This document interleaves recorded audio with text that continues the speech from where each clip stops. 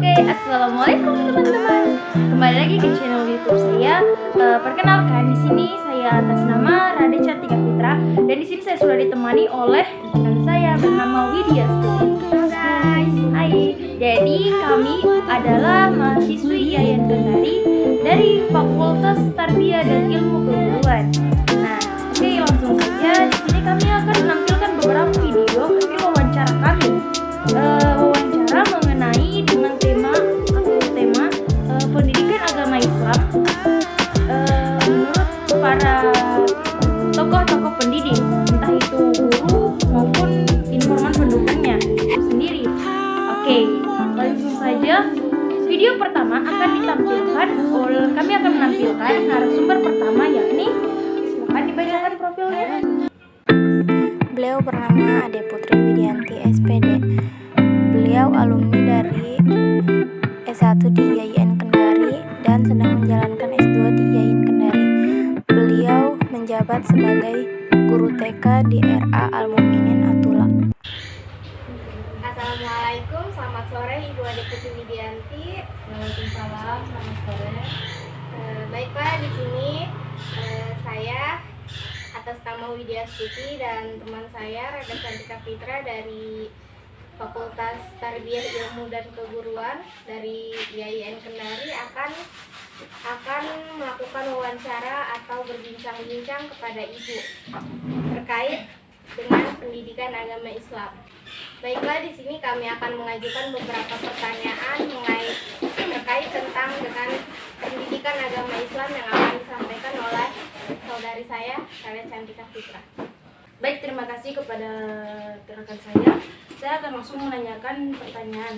Ini yang pertama, apa saja sih kesulitan yang sekiranya Ibu alami selama proses mengajar? Kan Ibu ini guru TK, jadi sekiranya bisa Ibu paparkan beberapa permasalahan yang seringkali Ibu alami saat sedang proses belajar mengajar. Baik, langsung saja.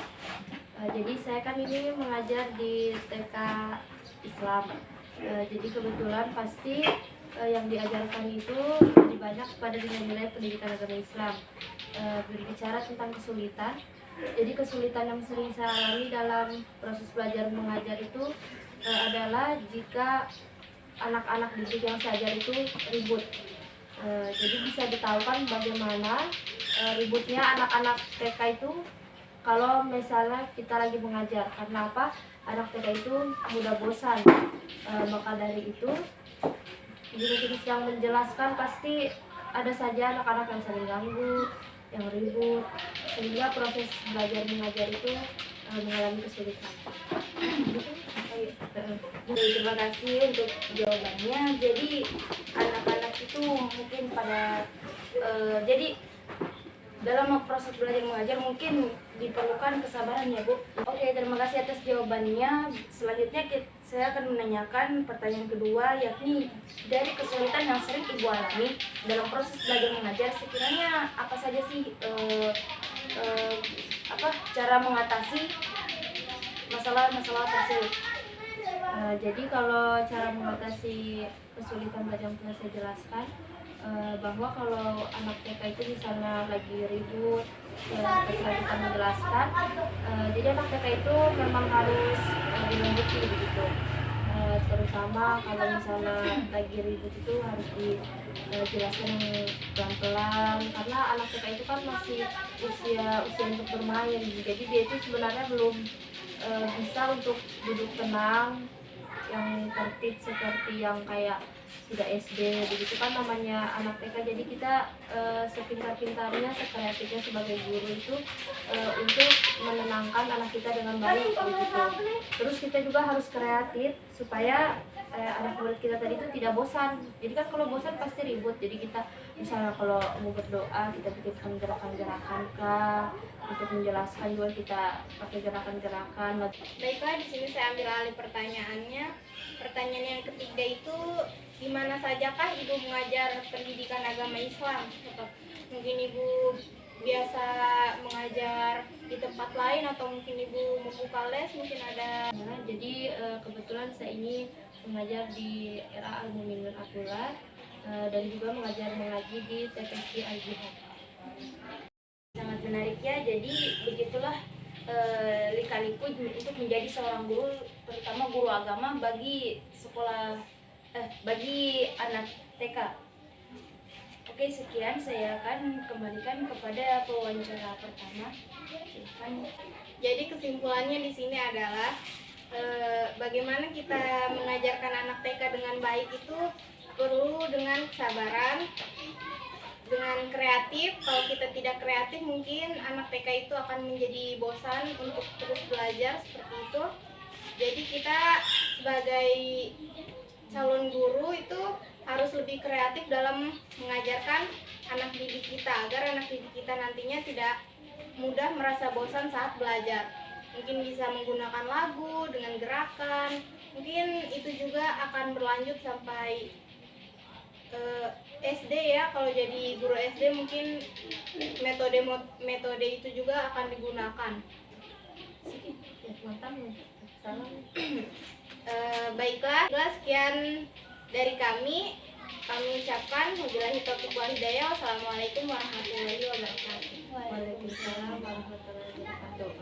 Oke guys, itu tadi penampilan video pertama. Sekarang kita lanjut beralih ke video kedua dari narasumber kedua. Beliau ini sebagai informan pendukung dalam sesi wawancara kali ini. Beliau bernama Mahfuz Rudi, SAG, MPD. Beliau lahir di Blitar 28 Januari 1972. Beliau saat ini menjabat sebagai kepala sekolah di Madrasah Sanawiyah Indotek Kendari. Beliau menempuh pendidikan S1-nya di Yayan Alauddin Makassar dan S2-nya di Yayan Kendari. Oke guys, mungkin di sini kalian bertanya kenapa nggak ada dicantumkan video hasil wawancara kedua oleh informan pendukung kami. Jadi di sini saya dan rekan saya banyak mengucapkan permohonan maaf karena kesalahan teknis dan kecerobohan kami, sehingga apa yang menjadi hasil dokumentasi wawancara yang seharusnya kami tampilkan itu hilang. Jadi kita beralih ke sesi kesimpulan. Di situ saya akan menyimpulkan beberapa poin penting yang telah disampaikan oleh narasumber kedua kami, yakni Bapak Mahfuz Rudi Mariono, SAG, MPD. Jadi kesimpulan yang bisa kita ambil dari kedua narasumber yang kita punya itu, yang pertama itu kita sebagai guru dan calon guru itu harus mempunyai metode belajar yang bisa dibilang kreatif, baik, dan bisa menciptakan suasana yang tidak membosankan dalam kelas. Jadi kita sebagai calon guru harus mempersiapkan hal itu agar nanti anak murid kita bisa